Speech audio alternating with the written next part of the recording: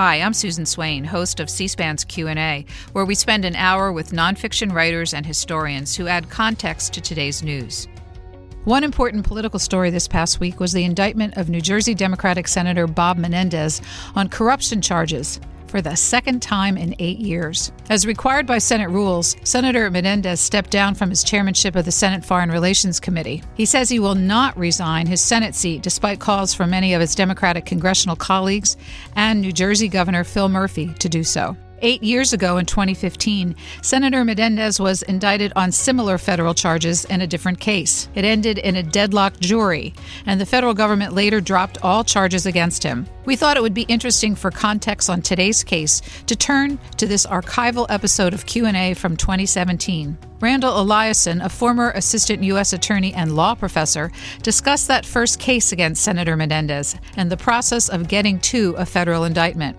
Eliason also discusses other prominent modern political corruption cases, including those against Illinois Democratic Representative Dan Rostenkowski, Alaska Republican Senator Ted Stevens, and the Supreme Court decision in the corruption case against Virginia Republican Governor Bob McDonnell. And now to that 2017 conversation.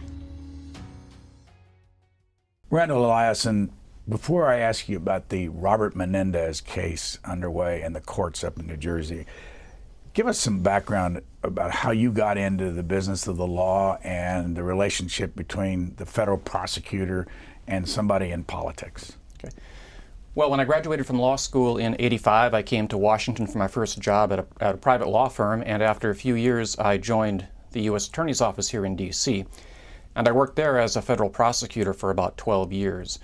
And most of the time in that office, I was in what they called the Public Corruption and Government Fraud section. So I was focusing on cases involving public corruption and fraud against the government, both federal and local officials. And then by the time I left the office, I was serving as the chief of that section. So I was supervising the attorneys who were focusing on those types of cases. I left the office in 2001 so that I could start teaching and writing on a part-time basis, and I've been doing that ever since, teaching a course on white-collar criminal law at the George Washington University Law School here in D.C. And I've also taught it at American University Law School and one semester at Georgetown University Law Center. Where did you get your law degree, and why did you go into this business in the first place? I got my law degree from Harvard Law School in 1985. And even before I went to law school, I knew that what I really wanted to do was be a trial lawyer. I wanted to be in the courtroom trying cases. And I figured out after a few years in private practice that the best way actually to get trial experience was to be a prosecutor or a criminal defense attorney, because they're the ones who are in court all the time. Private civil litigation doesn't really get you into court all that much, so I didn't actually start off with a particular desire to be a prosecutor necessarily. I just knew that I wanted to be in court all the time. And when I was at a private law firm here in town, there were a number of former assistant U.S. attorneys working at that firm who always talked about that job as the best job they'd ever had, and how wonderful it was to be at the U.S. Attorney's Office in D.C. And so after hearing that from a few different people, I decided that I would give that a try. Who does a U.S. attorney work for, and how do they get their jobs? They're appointed by the president. So each judicial district in the country has a U.S. attorney in charge of the prosecutions and federal civil cases in that judicial district. Some states have one, some states have many. I think there are 94 total in the country. So there's a U.S. attorney for each district that's appointed by the president. They're part of the Department of Justice. They have to be approved by the Senate? Yes. Does the assistant U.S. attorney have to be approved by the Senate? No, that's the non-political appointment. So they're hired by the U.S. attorney and then just become career employees of the Department of Justice. Who is the boss of a U.S. attorney? Well, the ultimate boss is the president, and it's part of the executive branch, and then more immediately it's the Attorney General at the head of the Department of Justice.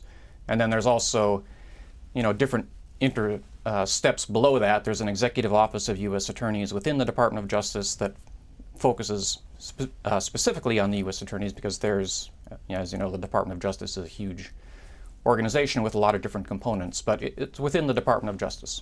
What's the highest profile public case you were ever involved in when you were a prosecutor for 12 years? Now, as a prosecutor, probably the highest profile thing I was involved in was the prosecution of Dan Rostenkowski, who was a congressman from Illinois. This was back in the late 90s.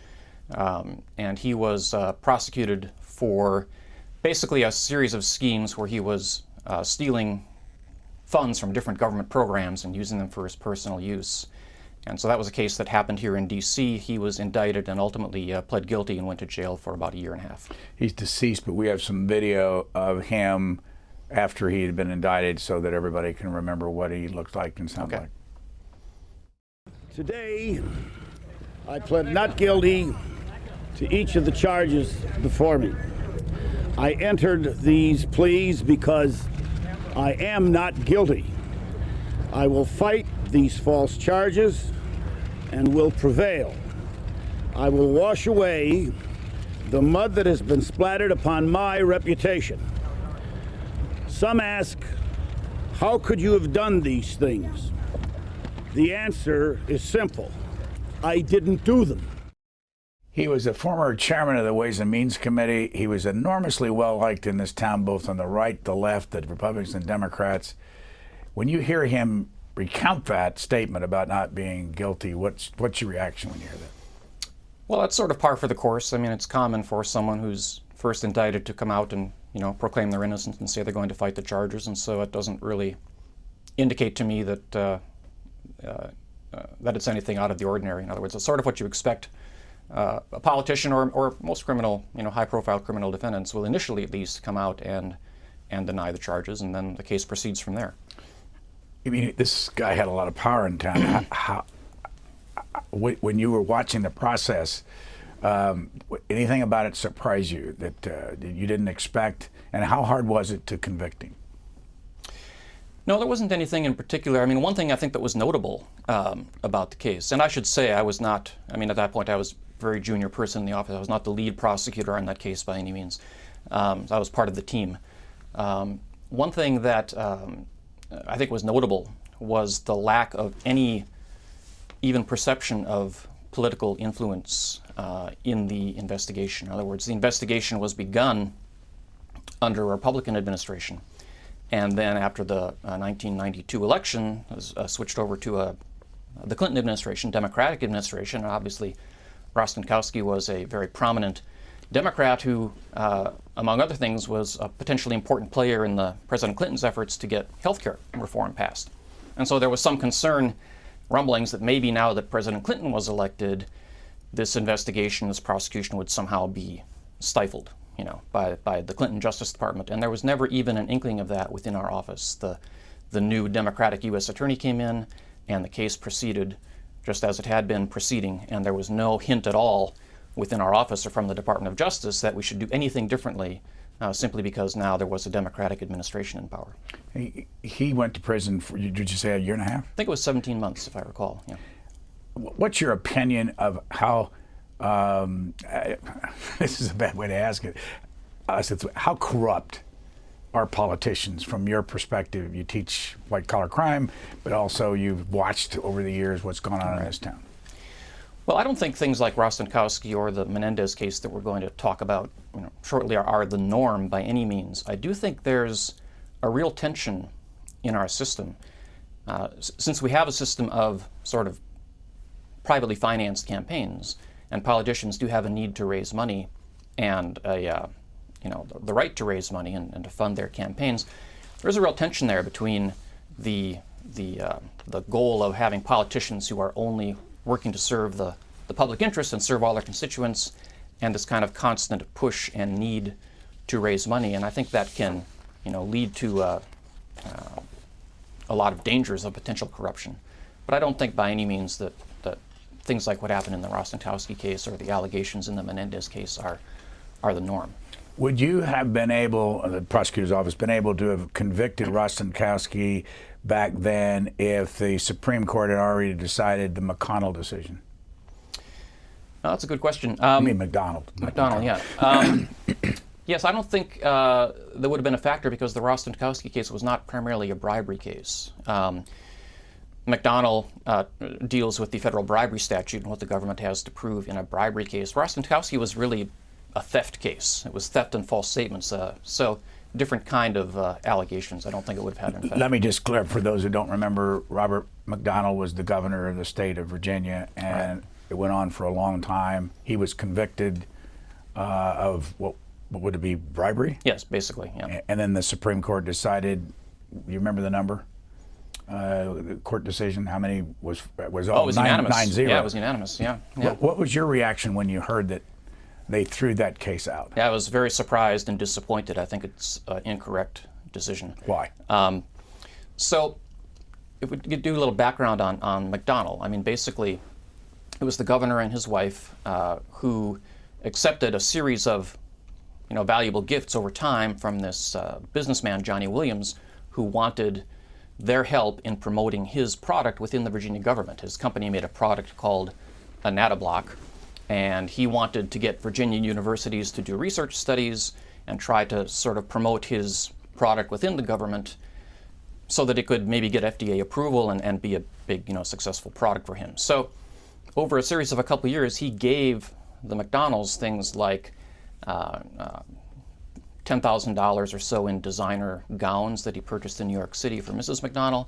He paid for the caterer for their daughter's wedding to the tune of about $15,000. Gave the governor a Rolex watch. And there were other, various golf outings and things like that. And the biggest thing was about $120,000 in what they called loans.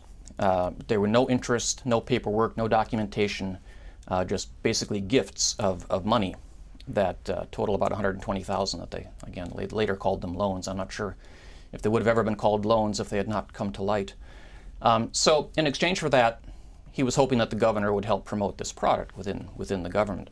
And the governor did take some steps for Williams. He arranged meetings for him, made some phone calls, tried to introduce him to other members of his government, and had a product launch event for a NanoBlock at the governor's mansion. So the jury found that that was a bribe. That was a quid pro quo, that in exchange for these gifts, the governor was exercising the power of his office to benefit the man that was paying him off. And these were secret gifts, which is an important factor in a lot of these cases. In other words, these were not, publicly disclosed campaign contributions where everybody can see where the support is coming from. These are secret gifts that the public doesn't know about, so there's no way for anyone to judge whether the governor is actually acting in the best interest of all his constituents or whether he's just acting to benefit the man that was paying him off. So the jury found a bribery scheme. The judge agreed. The Fourth Circuit Court of Appeals unanimously agreed, and then unanimously declined to rehear the case with the entire court. And then it went to the U.S. Supreme Court, and they unanimously reversed. And it's to me a very lawyerly opinion in the worst sense of the word. In other words, the opinion focuses exclusively on this precise definition in the federal bribery statute of what is an official act, quote unquote. And spends a lot of time parsing this statutory language and concluding that based on this very precise definition in the statute, the things that Bob McDonnell did not amount to official acts, and so they couldn't support a bribery conviction. And to me, that's really missing the forest for the tree, a single tree of what's an official act. Missing the focus on the entire corrupt relationship. I mean, this was not, again, a question of a governor doing constituent favors, or what I think the court or his attorneys referred to as routine political courtesies for a regular supporter, or for someone who just gives him campaign contributions or maybe holds fundraisers for him or things like that. This was in response to and in exchange for secret gifts, corrupt gifts that the public didn't know about. And so I think the court mistakenly focused simply on what the sort of precise nature of what the governor did and failed to focus on the fact that basically Williams was able to buy access to government power and get actions from the governor, get the governor to exercise the power of his office in exchange for these secret gifts. And that gave him an access and benefit from the governor that regular citizens couldn't get. You're listening to a 2017 conversation with Randall Eliason on Senator Bob Menendez's first corruption trial. Before the court, here is Governor McDonnell's defense counsel, Noel Francisco, just to hear a little bit of what he was saying during the oral argument. The government argues that in quid pro quo bribery, official action encompasses anything within the range of official duties. In order to reach that conclusion, it asks that you disregard a 9-0 decision of this court. The government is wrong. In order to engage in official action, an official must either make a government decision or urge someone else to do so. The line is between access to decision makers on the one hand and trying to influence those decisions on the other. He was successful. Why? Yes. I think the court was concerned about the potential breadth of the statute. If they upheld a conviction, they were worried about the ability of prosecutors to go after governors or politicians for what they saw as routine political courtesies. And again, I think the flaw in that fear is that it fails to take into account that this was not an ordinary political relationship where a politician was simply doing favors for a constituent or a donor, but this was in response to these secret, corrupt gifts that were taking place. And I think it's a mistake that Mr. Francisco's position did prevail. I think it's a mistake to narrow the scope of what we say can be the subject of a bribery case to only this very precisely defined official act. And it's not true in every bribery statute. For example, the Virginia state bribery statute prohibits paying a public official for any exercise of their discretion, which is far broader and would seem to cover Governor McDonnell's behavior. So the problem I have with the court's result is now we're left with a situation where, for example, Governor McDonnell or some other governor could set up a system and say, look, you want to meet with someone in my cabinet, you want to meet with someone in my administration to make a pitch, try to get a government contract, try to sell them on some other program or lobby for your client. I'll set up that meeting for you, and you pay me $10,000. And that's not going to be disclosed anywhere. That'll just go in my pocket. It's not going to be a campaign contribution or in any public forum. And you pay me and I'll set up the meeting. I'm not going to tell them how to decide. I'm not going to put my finger on the scale, but I'll get you in the room so you can make your pitch. And you pay me $10,000. If you don't pay me, no meeting. Under the McDonnell opinion, that's no longer a bribe. I think most people would say that kind of a pay-for-access scheme is corrupt.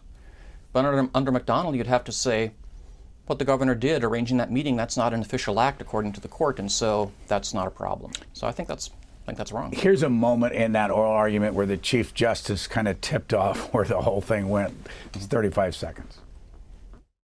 There's an extraordinary document in this case, and that's the amicus brief filed by former White House counsel to President Obama, former White House counsel to President George W. Bush, former White House counsel to President Clinton, former White House counsel to President George H.W. Bush, former White House counsel to President Reagan. And they say, quoting their brief, that if this decision is upheld, it will cripple the ability of elected officials to fulfill their role in our representative democracy. Now, I think it's extraordinary that those people agree on anything. But let me ask, though, and this doesn't sound great, but what about the justices who worked in the government thinking, and they are in a high-profile position, thinking that a prosecutor could come after them? While they're on in other words, the kind of people that go on the court are people that have been inside government, and no one expected, I don't think, a 9-0 decision on this thing. That they all started thinking, well, they could, a prosecutor could easily come after us for the simplest of situations. Yeah, I think there was a sort of parade of horribles that was trotted out repeatedly by the defense. The idea that, if this decision is upheld, then any politician who goes to a Rotary Club breakfast, is now potentially subject to prosecution. I just think that was a dramatic overstatement, and again failed to focus on the fact that these were not, in the McDonnell case, just a routine political favors for supporters. So I think those concerns were overblown and exaggerated, but they were successful in persuading the court that if they didn't limit the statute that way, that was a real risk. Part of it comes down to whether you think, the prosecutors in the Department of Justice can be trusted to not bring kind of frivolous cases. And there's differences of opinion about that. Some would say that the system we've had historically has been pretty successful. We have these rather broad bribery statutes, but prosecutors don't run around indicting politicians for routine political favors and for going to Rotary breakfasts. We can rely on their discretion to bring appropriate cases where there appears to be truly corrupt behavior. But there are those who disagree and say we need to impose some more limitations, otherwise we're giving the prosecutors way too much power to potentially go after politicians they don't like. And that was definitely one of the court's concerns. The reason we ask you to come here and talk about Senator Menendez, Robert Menendez of New Jersey, who is in a trial in New Jersey, in Newark right now, something they expect to go on for another couple of months possibly, is because one vote matters in the United States Senate.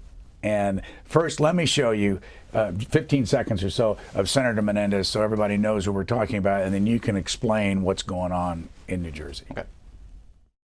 I'm angry because prosecutors at the Justice Department don't know the difference between friendship and corruption and have chosen to twist my duties as a senator and my friendship into something that is improper. They are dead wrong, and I am confident that they will be proven so. 2 years ago, the trial just started. Took 2 years. Right. Go back to the beginning of this, and if you had been in the prosecutor's office or the U.S. Attorney's office, how did this start?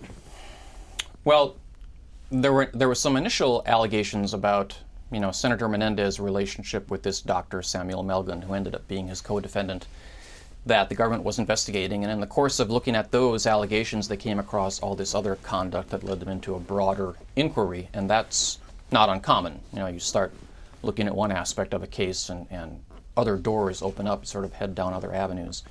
The 2-year delay, since it's been indicted, was primarily because the senator was claiming that the prosecution was barred by the speech or debate clause, the Constitution's prohibition on, holding members of Congress responsible for anything they say or any speech or debate on the floor of Congress or anything related to that. So how does that relate to all this? Well, it ultimately doesn't because the courts rejected his claims. He was arguing basically that he was being prosecuted for his official actions as a senator by the steps that he took, alleged in the indictment on these various issues, were part of his official duties, and so the prosecutors are really trying to punish him for protected speech or debate activity, protected activity that's central to his role as a senator. The courts rejected that, the Court of Appeals rejected that, the Supreme Court declined to hear the appeals, so that's not going to be a part of the case now, but it took almost 2 years to get that resolved because a member of Congress is allowed to appeal that before your trial. It's one of these few issues that you can actually get decided before you have to go to trial. So that was the big part of the delay. So in the course of the broader investigation into this relationship between Senator Menendez and Dr. Melgen, his co-defendant, the prosecutors discovered what they have charged as this sort of ongoing bribery scheme. So it's another bribery case.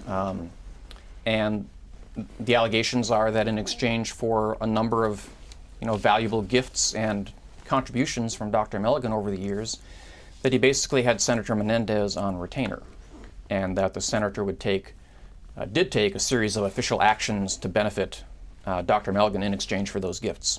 So that clip you played, that's the whole heart of the case. The entire case comes down to why was he doing these things, right? Because the interesting thing about a lot of these cases, there's not a lot of dispute really about what happened, the facts of what happened. No one's going to deny that Dr. Melgen gave Senator Menendez all these trips on his private jet, for example, or that the campaign contributions were made. And no one's really going to deny that Senator Menendez did lobby with various executive branch officials on Melgen's behalf. The whole key comes down to why he did it. Why did it happen? Because the government's alleging it was because of this corrupt relationship they had, and so Menendez was acting in exchange for these gifts. And the senator's claiming it was because Dr. Melgen's my friend, and I was trying to help him out and doing sort of routine political activities that I would do for anybody. The grand jury, was there a grand jury involved in this? Where does the grand jury meet? How many are on the grand jury? And how hard is it? I assume you've been before a grand jury trying to get some kind of an indictment. How difficult is that? Yeah, grand jury is definitely involved. Every federal indictment has to be returned by every federal felony has to be indicted by a grand jury. So The grand jury in this case was sitting in New Jersey, the senator's home state and the state where the trial is taking place. And it's made up of usually about 20, 22 people who, again, they get jury duty just like people get jury duty for trials. It's members of the local community who come in and they sit inside the grand jury to hear the government's evidence.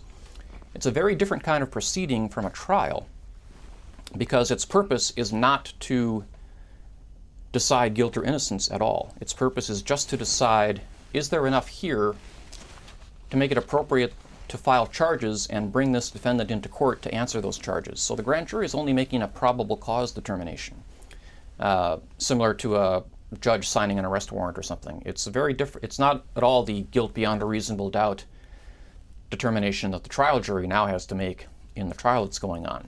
So they're hearing usually primarily only the government's side of the case. It's the government's presentation of the evidence that it has. The defense in the grand jury doesn't have a right to come in and present witnesses or present evidence or cross-examine or anything like that. It's a closed proceeding. There's no judge. There's no defense attorney. The defendant is not there. It's the prosecutor and the witness and the members of the grand jury. And so it's the primary investigative tool that federal prosecutors have, because it's the grand jury that gives you the power to issue subpoenas and compel reluctant witnesses to come in, testify under oath, compel institutions, or people to give you documents and other tangible evidence that you might need in the case, if that they might be reluctant to turn over. So it's the grand jury and the subpoena power and the ability to place witnesses under oath that is the primary investigative tool in federal prosecutions, and particularly important in white-collar cases like this. Technical thing. Dr. Melgen, who was his friend, or Senator Menendez, if the grand jury calls them in to testify, do they have to go? Well, he would have to go, but he could claim the Fifth Amendment, and likely would. So does he have his lawyer in the room with him? No, but the lawyer goes with him to the grand jury room and sits right outside the door, basically. So it's kind of a odd procedure when you're talking about representing a grand jury witness or grand jury client. If you're the attorney, you're accustomed to being able to be with your client and protect them and object and cross-examine and things like that. In the grand jury, if you've got a client going in the grand jury, you prepare them and try to get them ready for what's happening, and then you go to the grand jury room and the client goes in and the door closes and you're sitting outside in the chair, hoping that everything is going okay. I want to ask you about the politics of this. Under what government was he indicted? Meaning Democrat, Republican? He was indicted under the Obama administration. And how often is that the case? You sat there. Were you ever politically influenced? No. And who, during the 12 years that you were a prosecutor, who was president during those years? Well, it started off with George Bush #1, and then it was President Clinton for most of the time I was at the U.S. Attorney's Office, and then when I left it was George Bush #2. The judge in the case up in Newark, I looked it up, and I hope I'm right about this, Judge William Walls, and I looked to see who nominated him, and it was Bill Clinton, and he, I think, is senior judge status. What does that mean? It's sort of a semi-retirement status that judges can take when they reach a certain stage in their career, and it just basically usually means they're slowing down, they're taking fewer cases. So they're still active, still hearing cases, but they're not part of the active rotation that's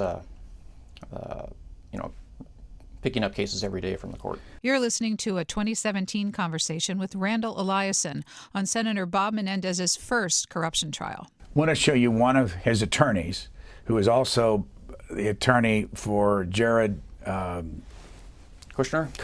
Yeah. And he was John Edwards' attorney and others, but it's Abby Lowell. And just want to show you what he looks like, and he's talking back in I think this is 2016, so everybody knows who he is.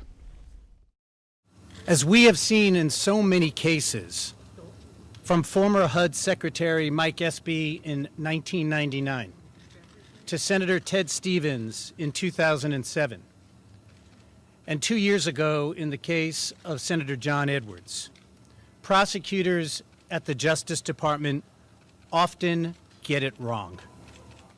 These charges are the latest mistakes. Put him in context. I mentioned John Edwards. He got him off, or it was a hung jury. He's representing Jared Kushner right now, and he's not been charged with anything. John Ensign, a Republican senator from Nevada, he also represented, and Jack Abramoff.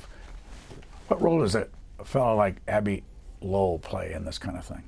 Well, the white collar defense is actually quite a bit different from sort of criminal defense of, street crime, robbers, homicide, defendants, things like that.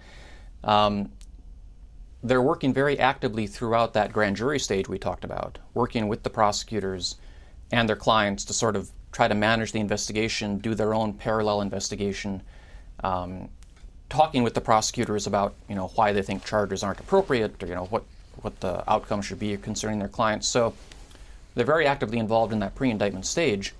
And then, of course, if there is an indictment, then they're actively involved, as Mr. Lowell is now, in ultimately doing the trial or some other kind of disposition. So these high-profile cases, attract the high-profile sort of best white-collar defense lawyers that money can buy.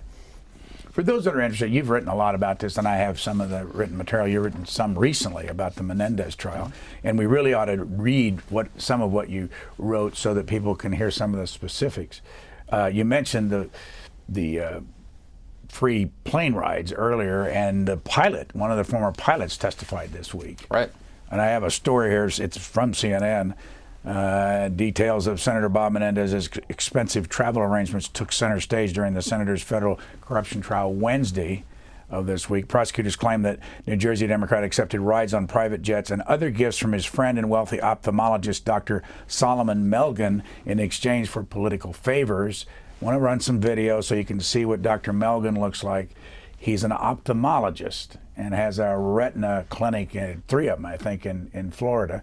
Dr. Melgen is on the right with the glasses, and he's already been convicted, I believe, of a crime. Yeah, a separate case down in Florida that was a Medicare fraud case related to the same allegations that are now at stake in this trial.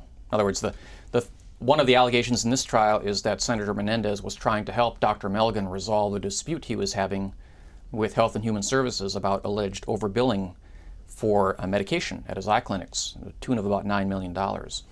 And that's one of the big areas of this current trial, is the claim that in exchange for all the jet trips and things like that, that Senator Menendez was lobbying people within the executive branch to basically make this dispute go away or to help Dr. Melgen.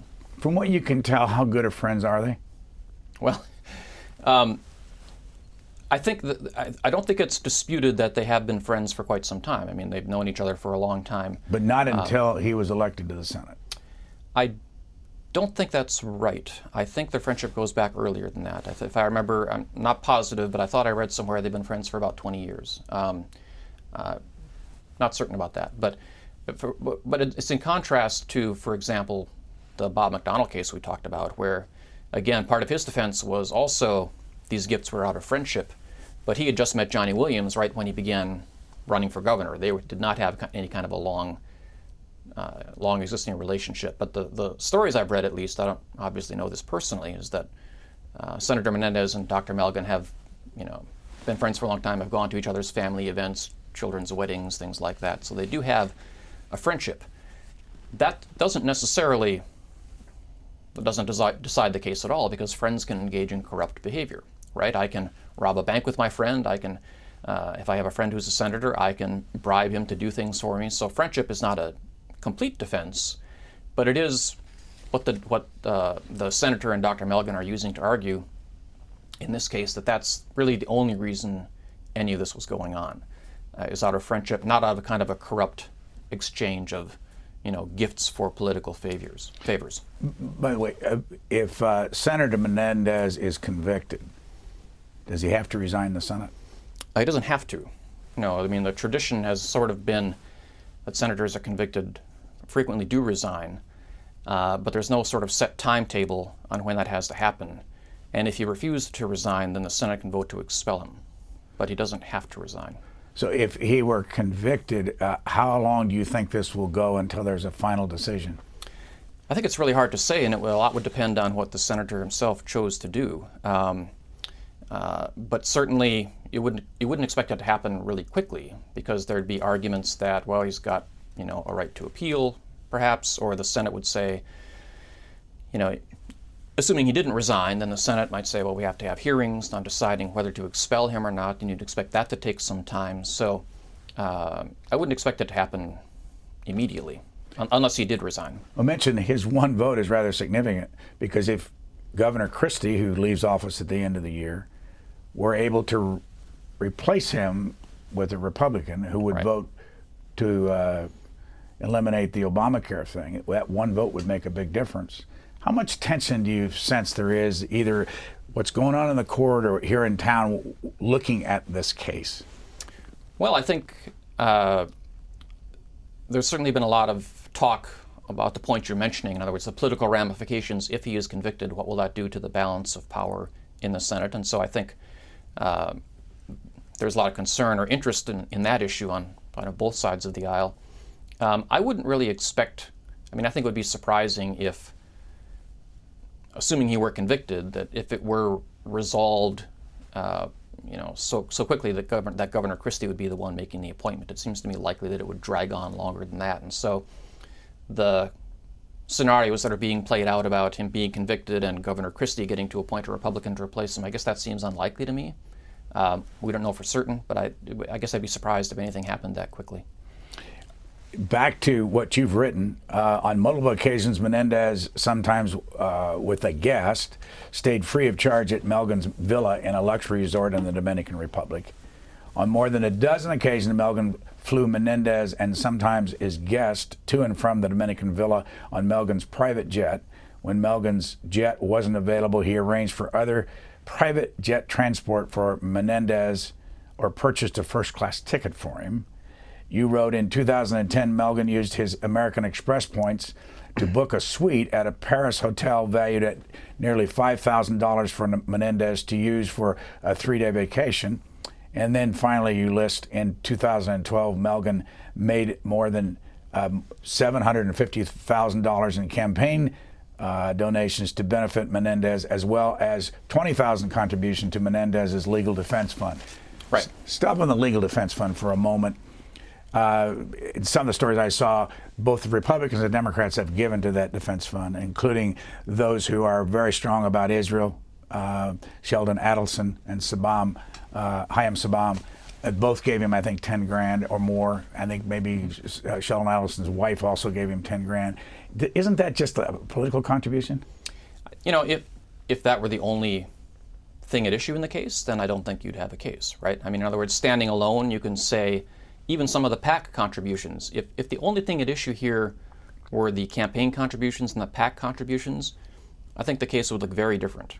There's still a claim that even with those, that they're so closely linked that it suggests a corrupt relationship, with the donation being made, the same day that Senator Menendez goes and meets with someone at Health and Human Services, things like that.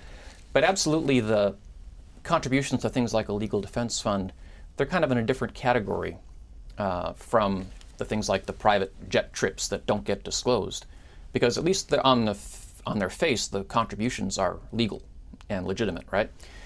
If they are directly linked to an official act, it can still be a bribery case, but it kind of raises the bar. If that's all you have are legal, disclosed contributions, that kind of raises the bar of showing a corrupt relationship.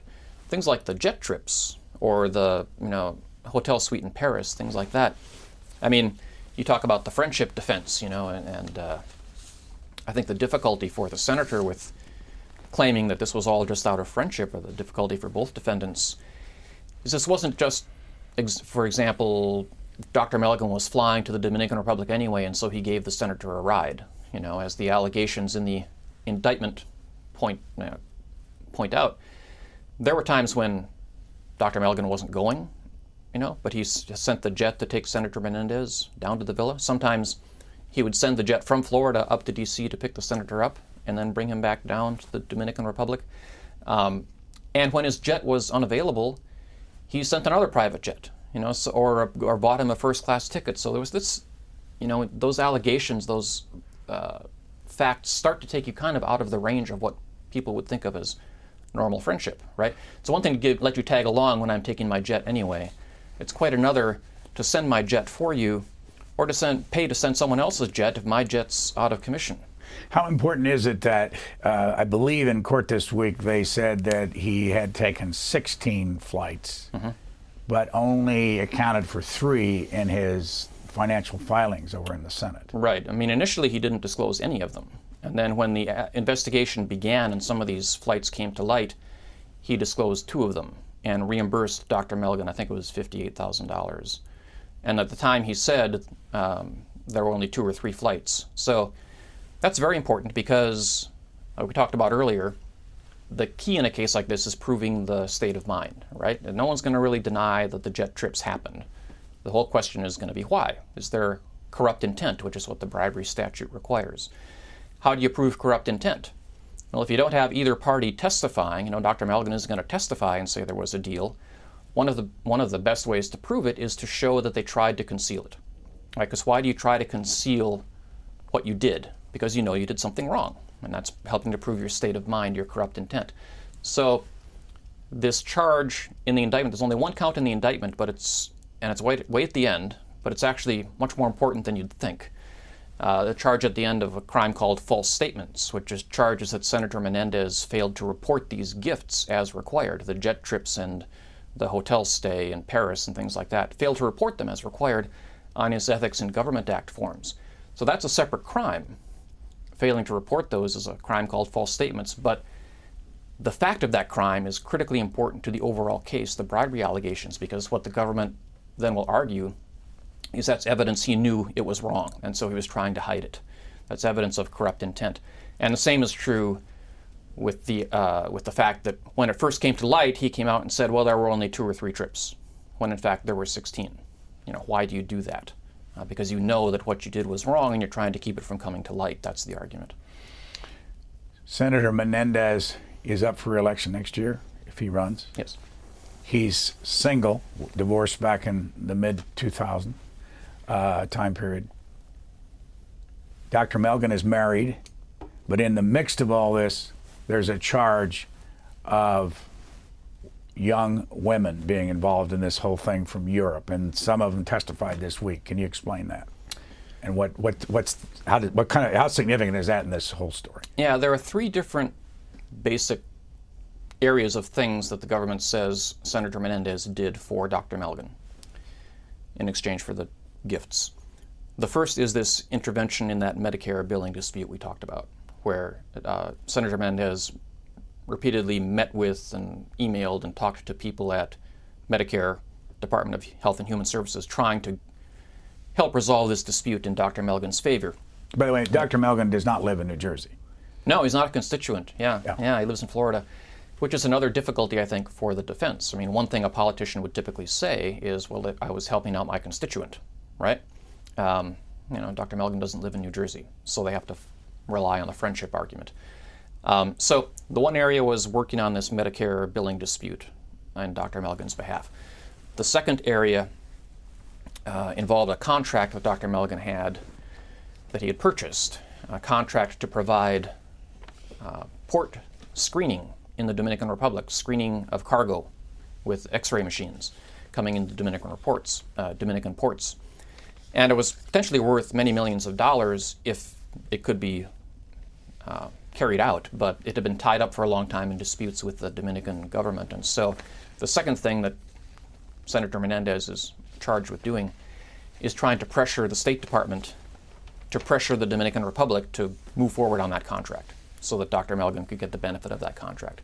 And then the third area, as you mentioned, is there's evidence that on 3 different occasions there were girlfriends of Dr. Melgen who lived overseas who wanted to come to the United States, and Senator Menendez helped them get visas. At least in one instance, they were initially denied the visa, and then after the senator intervened, they were able to get the visa. Of the 3, I think that's the least significant by far. Getting a visa is relatively trivial, and I think the senator is going to present evidence that it was fairly routine, for him to be involved in that, and it was a long time ago. This is some of the earliest activity in the case, and so, it's part of the overall story of the sort of developing exchange of favors for gifts and donations, but of the three areas, it's the least significant to my mind. How big is the jury? 12.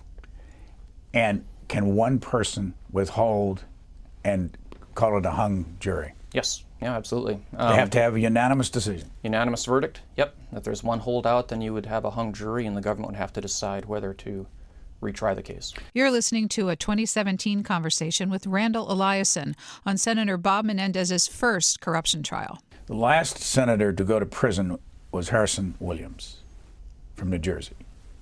Here's some video of Harrison Williams back in 1980. He's deceased, but he went to prison for, I think it was a year and a half or so. After the FBI agents had left his home this evening, Senator Williams had this to say about the investigation. Just a few minutes ago, 2 members of the FBI were here, and for the first time I learned about this and really don't know any of the facts of anything, and therefore I'm in no position to comment about what I don't know is happening. Can you say that you're not the target of an investigation? Right now it appears that I am. He lost. Yeah. Question to you is, how often are we missing these kind of opportunities to bring indictments against members of Congress just based on the fact that people are constantly asking for favors? Well, I guess it's hard to know ultimately. I mean, I think, again, the system that we have of privately financed campaigns does lead to those kinds of pressures and temptations. But I think the reason a case like Menendez ends up getting indicted is that it is so far outside the bounds of what is sort of normal Washington activity. But there's definitely sometimes a fine line between what we might call politics as usual and what looks like corruption. I mean, if I have a political donor contributing to my campaign regularly who has a definite interest in some piece of legislation and I go and vote on that legislation in the way that my donor favors, there's certainly at least a perception there that there might be some kind of link, right? The reason I'm doing it is because of that support. And so when that kind of routine support and political action crosses over into an actual corrupt relationship is sometimes kind of a fine line, hard to draw. Probably, that's part of the court's concern in McDonnell, right? Is do we trust prosecutors to draw those lines? And then you end up with a case like Menendez, when an actual case gets indicted, it's typically in a case where it looks like that line has been pretty dramatically crossed and the activity looks pretty extreme. Another case back in 2008. Here's some video of Senator Ted Stevens. He was convicted in the court right down the street here, and he was indicted under a Republican administration. He was a Republican. And then he went on to run and he lost, and it had a major impact on the Senate. But here he is in 2008 again. I want you to explain the politics of this and the role that Eric Holder, a Democrat, played in it. Mm-hmm. In violation of the Constitution and of ethical standards, the prosecutors withheld evidence that would have established my innocence. They coached their star witness to change his story just before the trial. They presented evidence that they knew was false, and they prevented my defense team from interviewing witnesses who would have undermined their case. The misconduct of the prosecutors was so pervasive that the court asked this: does the public integrity section have any integrity? Does it? Yes, that was a great black eye for the Department of Justice, that whole prosecution. And as you mentioned, Eric Holder, when he came into office as the new Attorney General, ultimately decided to basically drop the case after the senator was convicted because there were these allegations of misconduct by the prosecution and the FBI. There's disputes about exactly the extent of the misconduct and whether it was deliberate or kind of reckless or careless and things like that, and there were several investigations. But the bottom line, it was a clearly mishandled prosecution, that there were violations of the rules about disclosing favorable evidence to the defense and things like that. And as a result, when, as you said, it was prosecuted under the Bush administration, when the Obama administration came in and the new Attorney General looked at the case, decided that the interest of justice demanded that, not that they go and retry the case again, but that they just drop it entirely. It was pretty dramatic. How important are the attorneys? Here is Senator Stevens' attorney. People will remember him possibly from when he defended in the Iran-Contra Colonel North. It's Brendan Sullivan, who I once read in the last couple of years that he was one of the first attorneys in this town to get $1,000 an hour. And he and a bunch of his attorneys around the table every day at this trial, Ted Stevens, here he is. He's talking back in 2012, just so we can see what he's like. And I want to put him into context. When prosecutors get into the heat of battle, something takes over. The competitive spirit, their reputational implications, and they want to win at all costs. And when that takes over, they then cheat to win. And it's so easy to do because they're rarely caught. And if they are caught, what happens? Little or nothing. And it's rare, if ever, that anyone is punished. What do you think? Well, he's one of the best, and he's gotten some great results for his clients, as you note, and he's incredibly vigorous, effective advocate on behalf of his clients. That kind of a sweeping generalization about all prosecutors I don't agree with. It certainly does happen that there is misconduct in particular cases. Law is a human enterprise. There are flawed actors and bad people in every phase of life, including law. I don't agree that it's the norm or that it happens routinely or that prosecutors in general, which is what he seemed to suggest, when they get into the heat of battle, just suddenly disregard their ethical obligations and do whatever they can to win. I absolutely disagree with that. So often, though, you see a prosecutor who then goes over to the defense side once they get out of the government. But I want to show you some video that you may have never seen. We're talking about Eric Holder. This goes way back to the Rostenkowski case. I want to show you and pay close attention to somebody standing behind Eric Holder. The allegations contained in today's indictment represent a betrayal of the public trust for personal gain. In essence, this indictment alleges that Congressman Rostenkowski used his elective office to perpetrate an extensive fraud on the American people. The wrongful expenditure of taxpayer dollars by and at the behest of Congressman Rostenkowski rose into the hundreds of thousands of dollars. This is not, as some have suggested, a petty matter. You didn't get to see the guy very closely, but who was it? We all looked a lot younger. I think that was me standing right behind his head.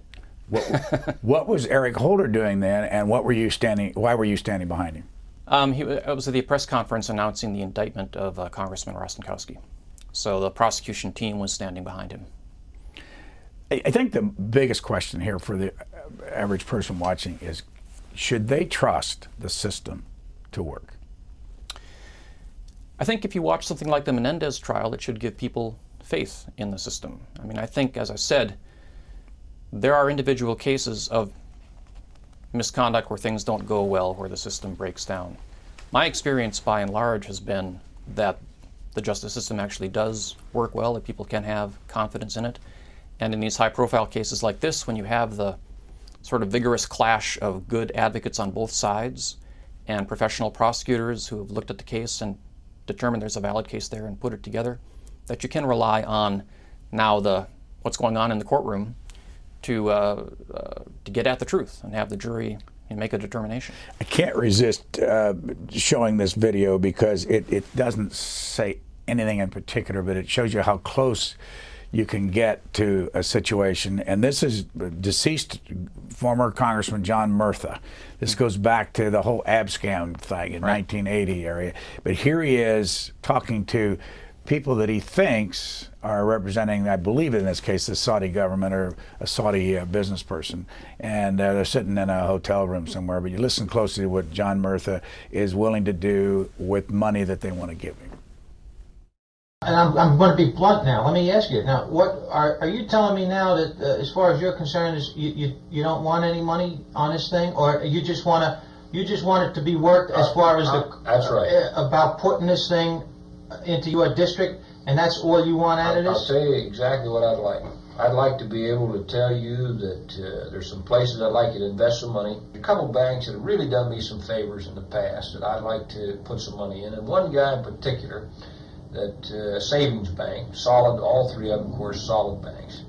And maybe I only want to go to one. I don't know. I have to think about this a little bit, and I'll get back to you with what I think would make an impression. You know, I'm not going to go out of hand, but I want to let these guys know that I did it, and they'll be appreciative of it, and it'll be helpful to me. He did not get indicted on that, but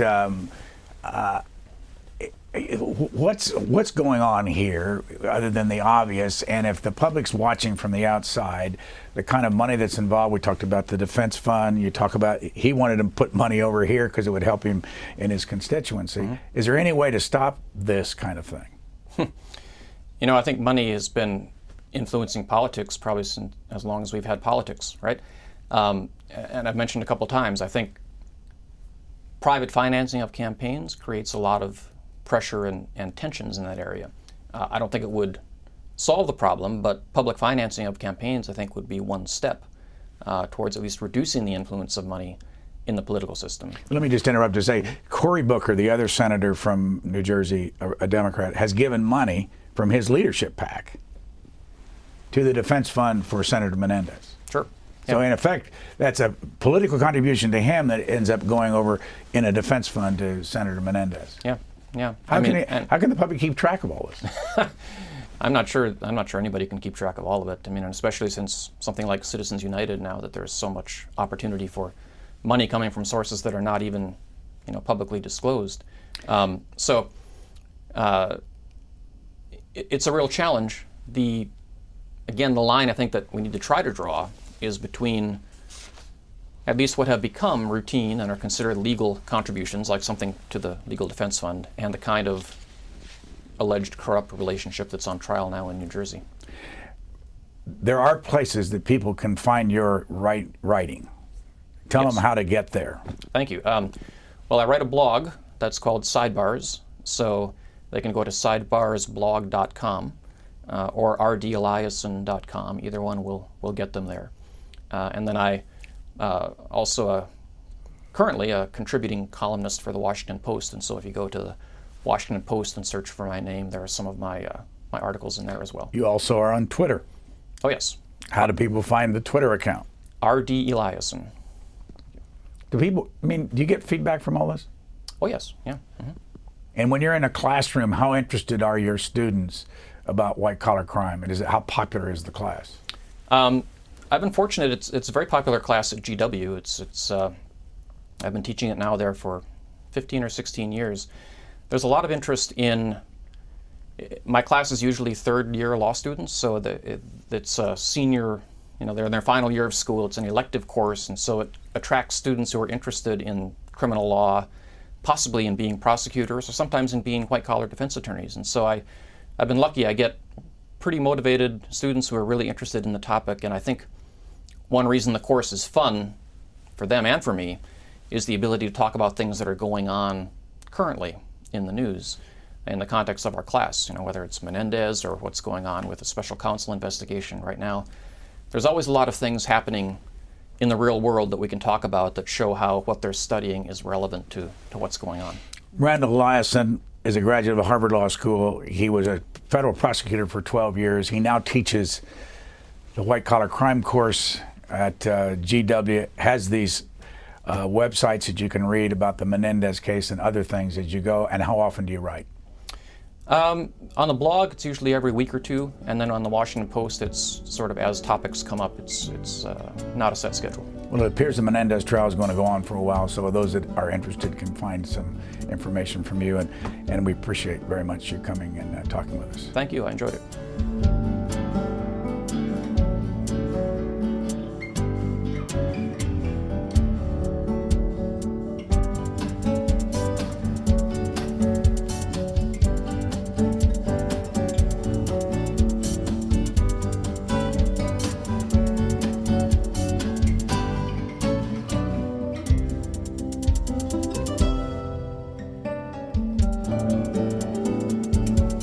free transcripts, or to give us your comments about this program, visit us at Q&A.org. Q&A programs are also available as C-SPAN podcasts.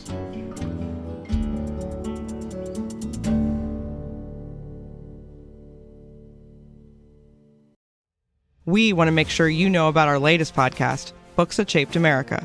It's a companion podcast to our 10-week television series of the same name. We've teamed up with the Library of Congress and selected 10 books from across American history that have had a major impact on our society. Each week, the C-SPAN television program will focus on one of these books and its impact. This companion podcast will give you more background on the book's authors. If you want to learn more about Books That Shaped America, go to our website, c-span.org. The podcast is available wherever you get your podcasts.